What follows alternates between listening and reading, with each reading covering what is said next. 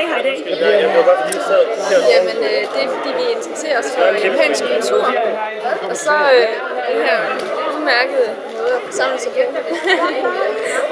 Så, og så kan man møde andre mennesker med samme interesse også. Og man kan også klæde sig ud. Ja. Hvor lang tid har I været interesseret i cosplay? 12 år. Er det ikke omkring, da jeg begyndte at tegne? Ja. Det er lidt senere. Det vil sige 5 år. Ja, der omkring. Hvordan blev I interesseret i det? Det må folk det have. Dragon Ball, ja, og Pokémon. så udviklede det sig ligesom, når man fandt ud af, at der var mere på nettet. Ja, man fandt ud af, at det var inde på en speciel stilart. Hvad mener I? Altså, Pokémon og Dragon Ball, det er en måde, man tegner på, som hedder manga. Det er bare generelt en tegneserie fra Japan.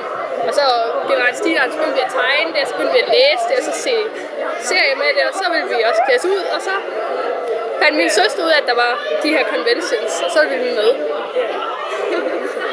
Man får ingen søvn, man snakker altid med folk, man er aldrig ensom, og det er bare mega sjovt. Og så er der shows hele tiden, der er altid noget at lave. Hele tiden. Og man får sygt mange venner. Ja. Hvordan har I så lært folk at kende?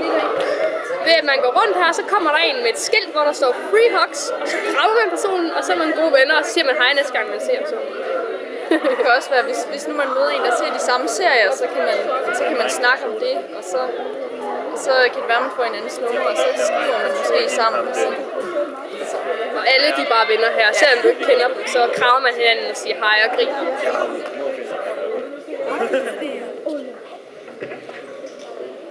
Come on, kitty kitty, play with the ball of yarn. You can't fool me with that. I'm a cat with pride. My ball of yarn! And that's how you shut up a cat. Come on, Jessie, let's go catch that Pikachu. Pokemon, gotta catch 'em all!